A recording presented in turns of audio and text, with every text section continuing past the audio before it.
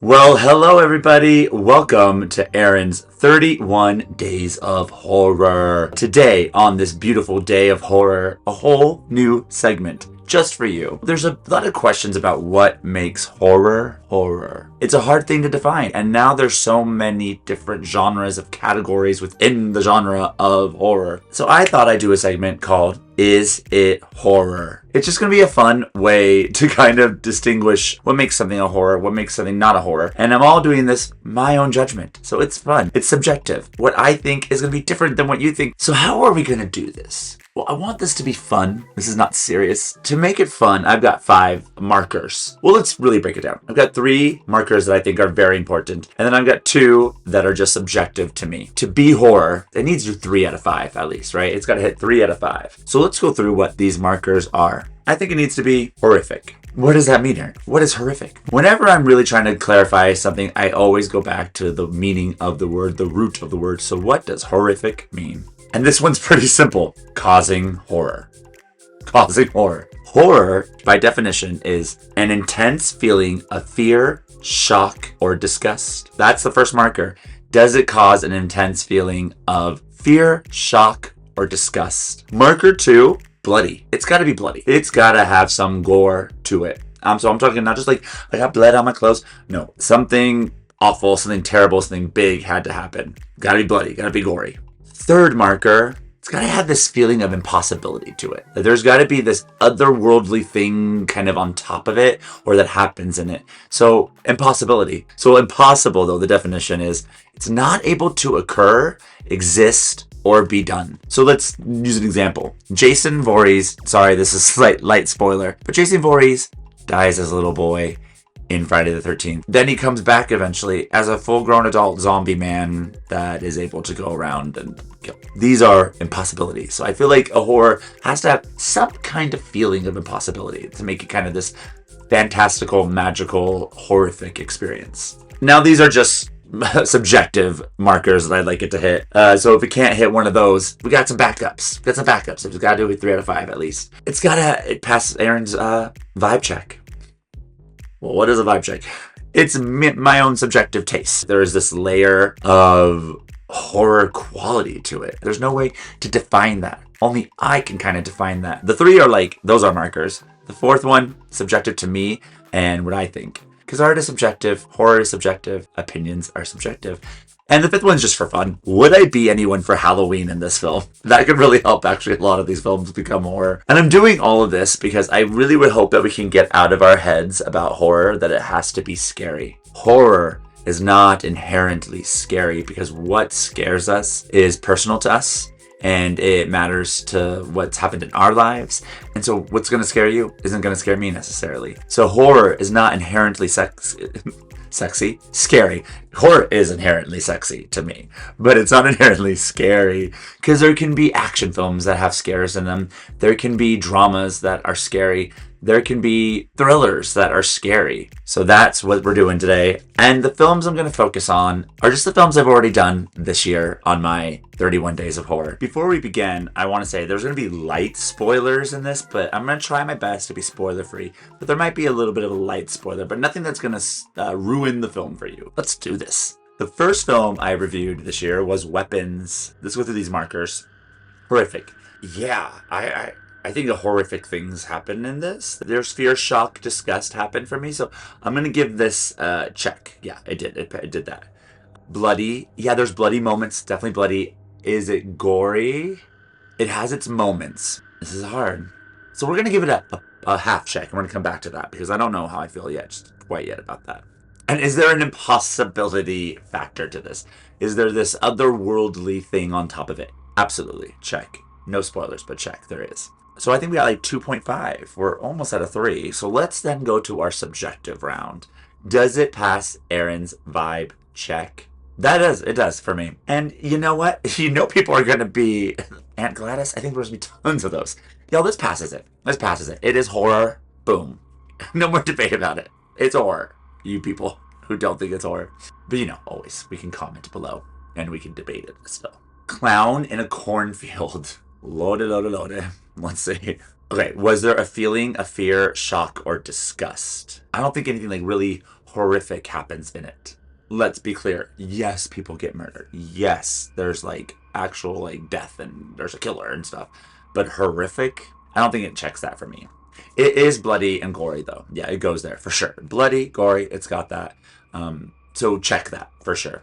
An impossibility factor. There's not really this otherworldly kind of feeling about it. So I don't know if it checks that. This is going to get interesting. And that is a pass Aaron's vibe check. Subjective time. So it only had 1 out of the 3. But subjective, no, it does not pass my vibe check to be horror. It's a comedy.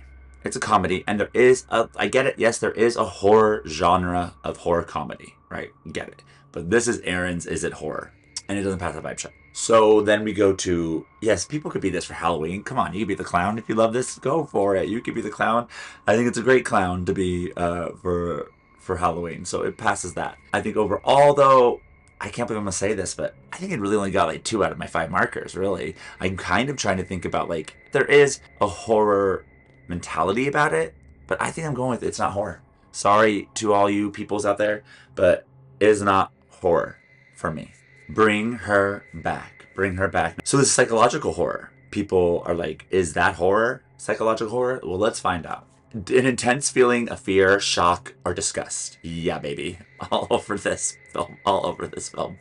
Bloody and gory. And there is an otherworldly thing, so we got 3 out of 5. It is horror, but let's see if it also passes Aaron's vibe check. Vibe check. For sure. I like psychological horror when things are real. I kind of get tired of the thing of like, oh, it was all in their mind. That was cool for a hot second. I like when the psychological horrors are like getting into your mind, but also like, a real life thing is happening. Halloween, I don't know. I don't think there's anyone who could really be for Halloween for this. Obviously, everyone can make something happen.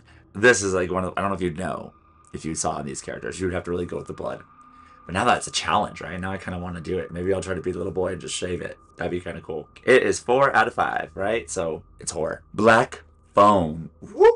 An intense feeling of fear, shock, or disgust. Yes, it has horrific things happen in it. Is it bloody? This is where I'm going to go with no. It is. There's bloody and gory moments, but I don't think it's bloody or gory. There is a ghostly vibe about it.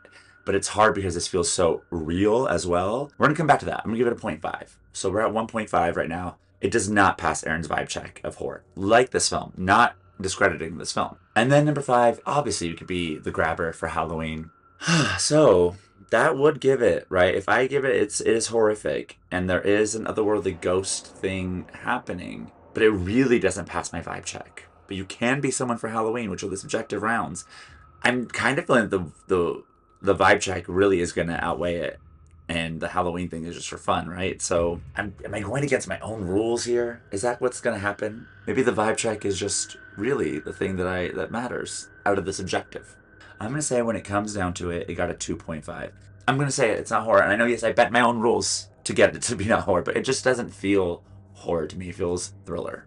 Hush. Does something horrific happen? Like a feeling of fear, shock, or disgust. And it's hard. Home invasion, right? That is scary. So we're going to give it a 0.5. 0.5. And listen, this is bloody, but gory. I'm going to give it a 0.5 as well. So I think those 2.5s maybe make it a 1. There is no otherworldly kind of impossibility factor to this. This is just real. This just feels real.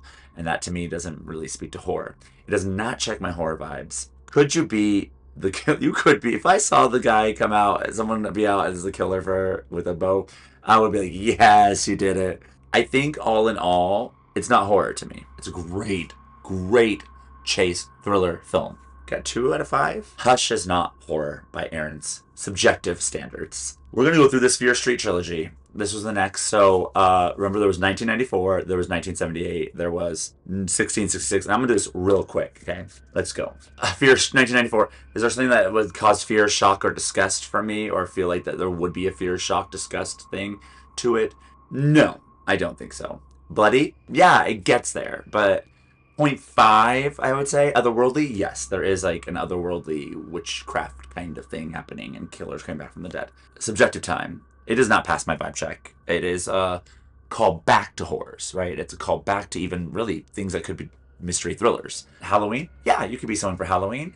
So I think that's like 2.5 because I don't know if I guess it does get gory, huh? Wow, am I going to say that 1994 is horror? It's a teenage horror. I'll allow it. 1978. If something horrific happened initially, sure, yeah, I think that something initially happens that is horrific. Bloody, yeah, they go there. They go bloody and gory. Otherworldly, it's there, so it's 3 out of 5. It's gonna be horror, but does it pass my vibe check? It's a slasher, baby. Slashers get a free pass. Free pass. And yes, you could be someone for Halloween for this, so. 1978, and I'm gonna say Fear Street again. This is like for teenagers. This is like teenage horror. 1666. Something horrific. I don't think something horrific is inherently in it. Bloody and gory? Sure, it's kind of like 1994 and that bloody gory. But otherworldly, for sure, does not pass my vibe check. And I don't really think you'd be in for Halloween for that. Ooh, that witchcraft thing, though, gets horror to me. I'm gonna say no. It's not horror. Or 2 out of 3 of them horror and the last one not. But it's not. That's it. Can't stop. That's it. Can't. So that's it. That was fun. So now we know if it's horror or not to me. That way when you're talking to me about horror, you know where I stand. But let me know in the comments what you thought. Do you think some of these were horror and I got it wrong? Or you're like, you can also agree with me in a comment. Can you imagine that? Agree with me and be nice and happy. Remember, we're not going to boo on each other's scares. So what scares me is great. I love what scares me and I love what scares you. Maybe even comment some films down there that I should do to see if I think it's horror. So comment below. Comment below your opinions. Comment below your ideas for other films. What I should do next maybe in this 31 days of series, as we're almost to the ending. Can you believe it? Almost to day 20. Happy Halloween.